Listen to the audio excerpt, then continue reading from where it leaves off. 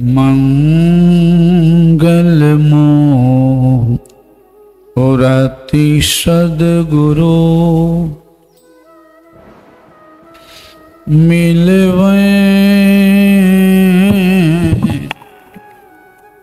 सर्वाय धार मंगलमाय मंगल करुणा बिनेवो बारंबार।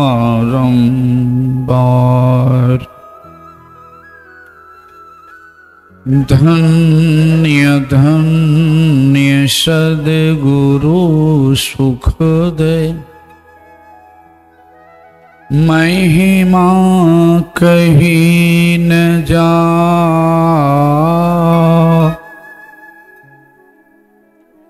जो कछु कहूँ तुम्हारी कृपा मोते कछु न बसाई।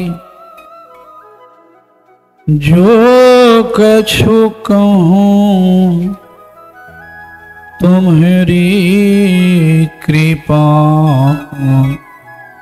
मोते कछु न बसा। बोलिए प्रेम से श्री सद्गुरु।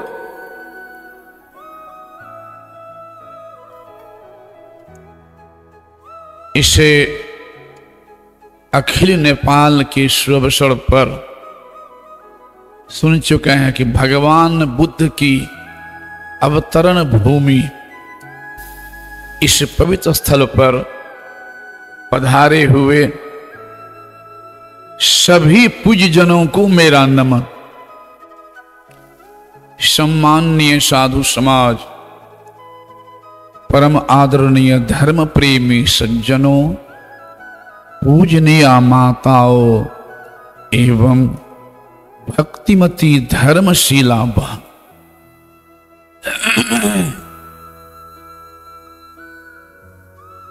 संत तो सभी एक होते हैं।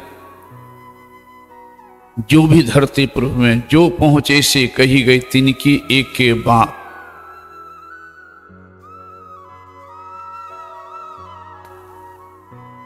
सुन चुके हैं कि संत मत सत्संग का यह आयोजन है यहां पर अखिल नेपाल।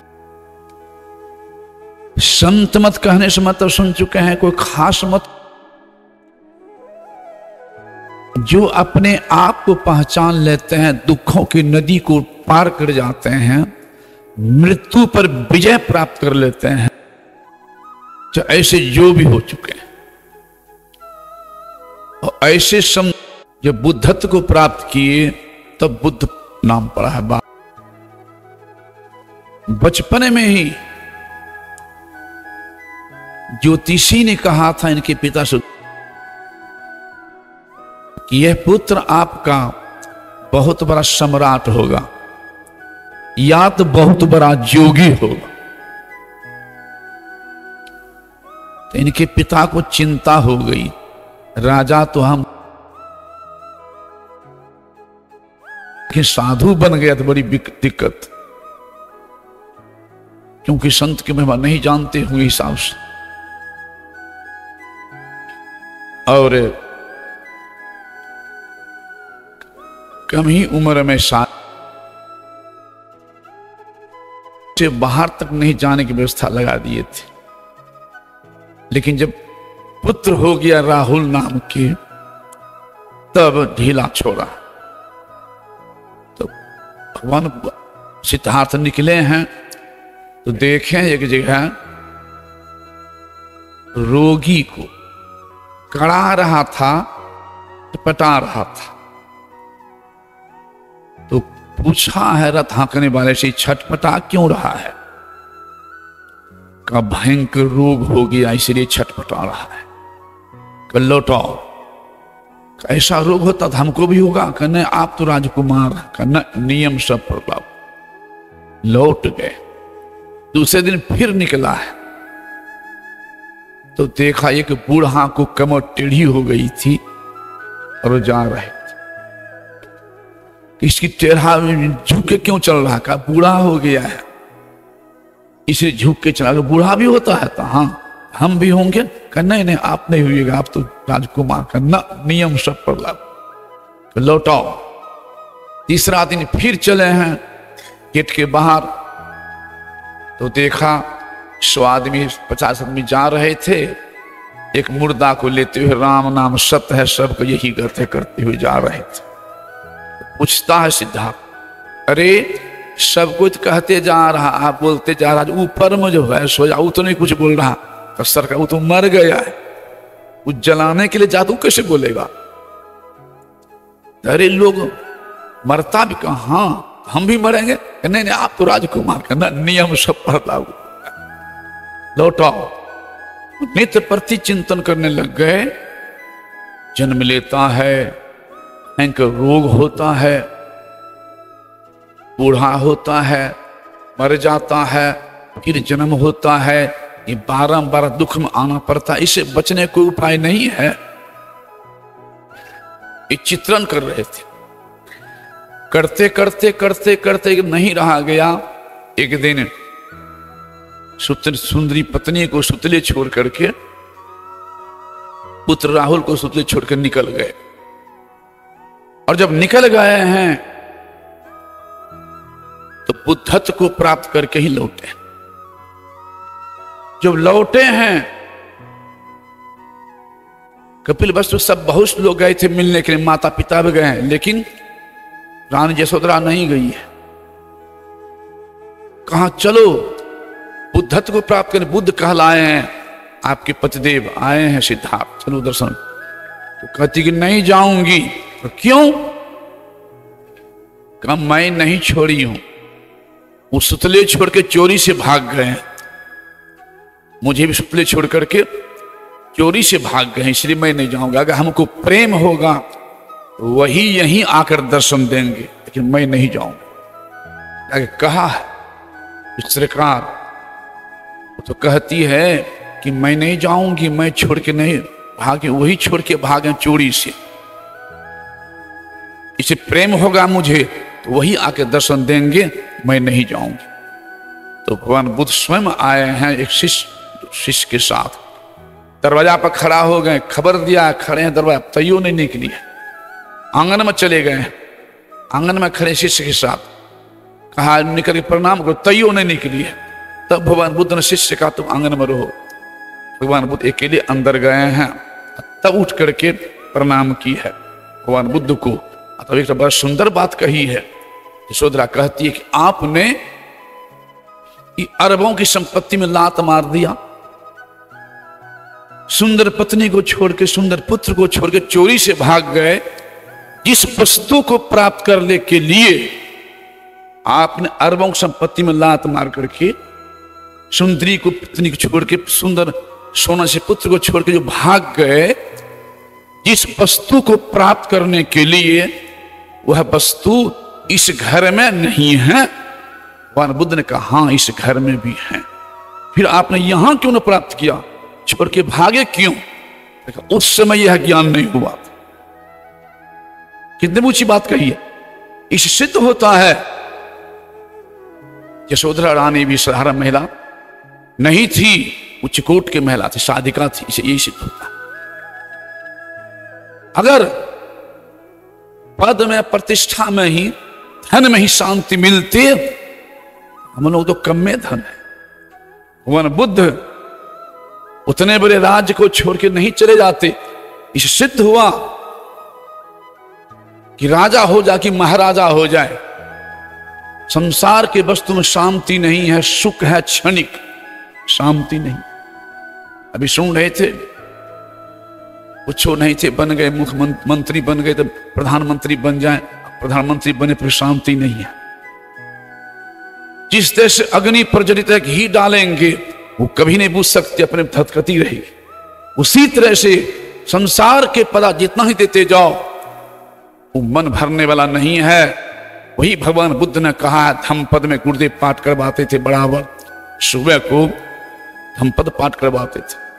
अपराह्न में रामायण पाठ करवाते थे, सत्संग योग भी एक। उसी धम्पद में भगवान बुद्ध ने कहा अपनी वाणी में, मनोपुबंगमा धम्मा मनोसिट्ठा मनोमया मनसा चे पादुठे ना भाषत्युवा करोत्युवा ततो नंग दुख मनवेति चक्कं वा वह तो पदं। अगर कोई दूषित मन से कर्म करता है, दूषित भोजन है, दूषित आचरण है, दूषित व्यवहार है, तो उसके पीछे दुख वैसे दौड़ता है जैसे बैल के पीछे चक्का दौड़ता है। आज का तो ट्रैक्टर ज्यादा हो गया है, उस समय बैलगाड़ी जैसी होगी। दूसरे श्लोक में कह दिया, मनोपुबंगमा धम्मा मनोसिट्ठा मनोमया मनसा चे प्रसन्ने ना भाषति व करोति व ततो नंग सुख मनवेति छाया व अनपायनी। अगर कोई सूक्ष्म मन से, पवित्र मन से संतों के निर्देशानुसार कर्म करता है, संतों के निर्देशानुसार पवित्र भोजन करता है, पवित्र आचरण है, तो उसके पीछे सुख वैसे दौड़ता है इस शरीर की छाया साथ नहीं छोड़ती है। फिर कह दिया तीसरे श्लोक में, नहीं वेरे न वेरानी सम्मति खुदाचन। जितना अहित अपकार अनिष्ट दुश्मन दुश्मन का नहीं कर पाता है, उससे अधिक अनिष्ट अपकार अनभल कुमार्ग में लगा हुआ मन कर देता है। चौथे श्लोक में कह दिया है, नोतंग माता पिता कैरा अयो तो सम्मा पनिहितं चित्तं से ततु करे।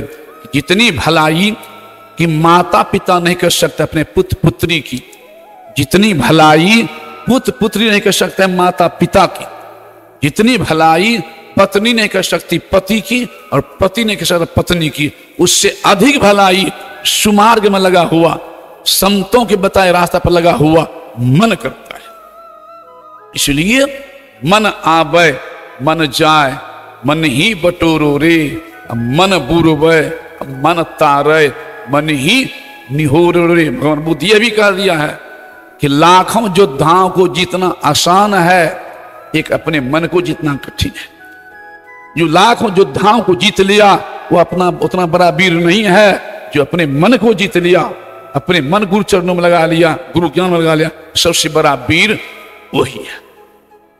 इसलिए आराध्य भी कहते हैं, आओ वीरू मर्द बनो अब जेल तुम्हें तजना होगा, मन निग्रह के समर क्षेत्र में सन्मुख तिर डटना होगा।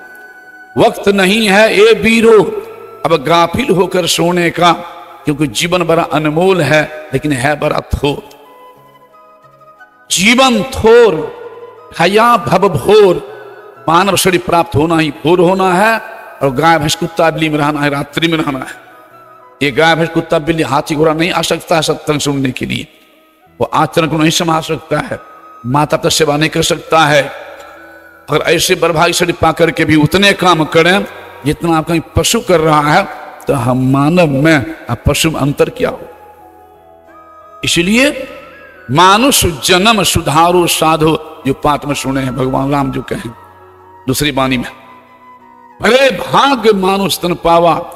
इसे भगवान राम उपदेश भी दिए हैं, प्रजा को बुलाए हैं, एक बार रघुनाथ बुलाए, पूर्ववासी को बुलाए, गुरु दुज पूर्ववासी सब आए, बैठे गुरु दुज बर मुनि सज्जन, अब बोले बचन भगत भय भंजन। क्या कहने लग गए, सुनहु सकल गुरुजन मम बानी, कहु न कछु ममता उर आनी, नहीं अनीत। मैं को अनीत की बात नहीं कह रहा हूं, नीत की बात कर, को अकल्याण की बात नहीं, कल्याण की बात। नहीं अनीत और नहीं कछु प्रभुताई, सुनहु करहूं जो तुम ही सुहाई। भगवान ये भी कह रहे हैं कि मैं जो कह रहा हूं वही करना पड़ेगा, सो नहीं, सुनो मन लगा करके और करना वही जो अच्छा लगे। तो सुनेंगे तब न होगा ज्ञान, क्या सही कह रहे हैं गलत कह रहे हैं, मेरी हित की बात कर अहित की बात कह रहे हैं। इसलिए कहना सुनहु करहूं जो तुम ही सुहाई।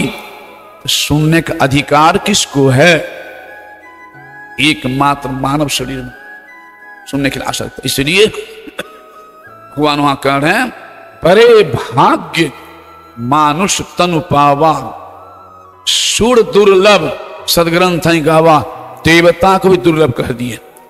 क्यों? देवता शरीर कर्म भूमि नहीं है, भोग भूमि है। अब मानव का शरीर कर्म भूमि है। मानव के लिए कुछ भी असंभव संसार में नहीं है, कुछ भी बन सकते हैं, कुछ भी कर सकते हैं। गुरुदेव उपमा दिए हैं जिस तरह से कि भट्ठा का ईटा लगाते हैं, ईटा ले आते हैं, भट्ठा एक है, ईट एक है, आप स्वतंत्र हैं, रहने के लिए घर बना लें, कि पूजा घर बना लें, कि पैखाना घर बना लें, कि गौशाला बना लें, भट्ठा एक, ईट एक, काम अनेक। उसी तरह से यह मानव का शरीर एक कर्म भूमि है, कर्म क्षेत्र है। ऐसे बर्भाग्यशाली पाकर के अगर पंच पाप से बचते हुए भजन कर रहे हैं, माता की सेवा करते हुए, सास ससुर सेवा कर भजन कर रहे हैं, तो ऐसे सुंदर ईटा से पूजा करने के लिए मंदिर बना रहे हैं। ऐसे सुंदर शरीर मिल गया है, पीने के दूध पिएंगे शराब, खाने के आम तक खाएंगे अंडा, खाने खीर तो खाएंगे मांस, करने जीव रक्षा करेंगे जीव हत्या, तब समझ लीजिए कि ऐसे सुंदर ईटा से पखाना घर बना रहे। तो क्या बनाना चाहिए और क्या बना रहे हैं, यह भी विवेक। बिनु सत्संग विवेक ना होई, राम कृपा बिनु सुलभ ना सोई। इसे राजदेव कहते हैं, यही मानो सुदेश समैया में करू परमेश्वर रुपया। आगे कहती हैं, पशु पक्षी कृमि आदिक जोनिन मैं भर में वो बहु बार हो के बार नहीं, नरतन अब ही कृपा कर दिन, हाँ अब प्रभु करो उबार। हे प्रभु, बहुत जीवन भटक चुके हैं, अब अनमोल जीवन प्राप्त, अब लेकिन उबार करने की उबार करवाइए। इसलिए जीवन बड़ा, जीवन थोर भया भव भोर, कहां धन जोड़ करोड़ बनावे, जीव दया कर जीव पाले मारे नाही, जीव दया कर साधु की संगति, पैहूं अभय पद दास कहावे। जासन कर्म छिपावत हो, सो देखत हैं घट में घट छायो। इसलिए बिग हो धरी धरुनी शरणी, नहीं तो आबत काल कमान चढ़ायो। नहीं चेतेंगे तो काल तो कमान चढ़ाए हुए हैं, कब मरोड़ के लेके चल देंगे। कहना मुश्किल है, लेकिन जो भजन का छोट पकड़ लिया है, पंच पाप से बचा कर रख रहा है, पवित्र भोजन कर रहा, भजन कर रहा, थोड़ा थोड़ा भी, उनके कबीर साहब कह दिए हैं, सोना जंग नहीं लगे, लोहा गुण नहीं खाए, और गुरु की चेताई आत्मा, और कभी नरक नहीं जाए। इसलिए सुन चुके हैं, करण धार सतगुरु दृढ़ नाबा, दुर्लभ साय सुलभ करी पावा, जो न तरे भवसागर, नर समाज अस पाय, सुकृत निंदक मंदमती, आत्म हनगति जाय। श्री ऐसे बरभागी पा करके परभागी काम करें, तभी हमारा जीवन सार्थक होगा। अब समय मेरे पास नहीं है, बाबा सुनेंगे। बोलिए श्री सद्गुरु महाराज की जय।